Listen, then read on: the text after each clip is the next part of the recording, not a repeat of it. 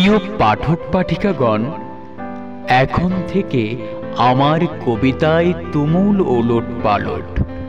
আপনারা নিশ্চয়ই লক্ষ্য করেছেন, দমকলের ঘণ্টায় বেহুদ্দ বেজে বেজে বহু শব্দের গা থেকে খসে পড়েছে প্লাস্টার এবং পালিশ।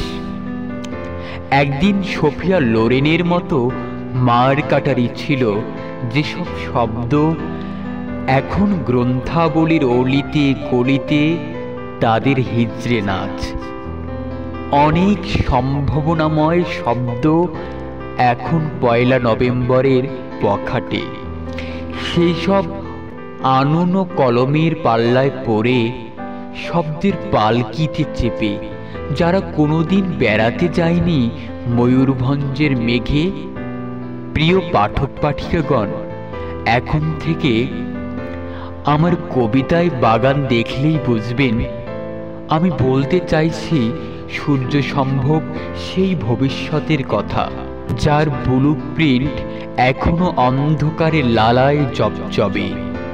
আমি কাকড়া লিখলেই বুঝবেন আমার আক্রমণের লক্ষ্য সেই সব মানুষ, কুলকুচির পরও রক্তকণা লেগে থাকে যাদের মারিতে। শোষণের বদলে আমি লিখতে চাই গণ্ডূষ, কবির বদলে নুলিয়া এবং নারীর বদলে চন্দন কাঠ।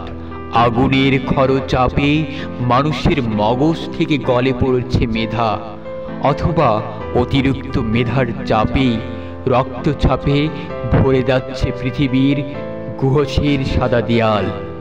এই নষ্ট ভূদৃশ্যমালার দিকে তাকিয়ে আমাদের উচিত ভাগার শব্দটিকে এমন সম্ভ্রান্ত ভঙ্গিতে উচ্চারণ করা যেন কঠোপনিষদের কোনো মন্ত্র।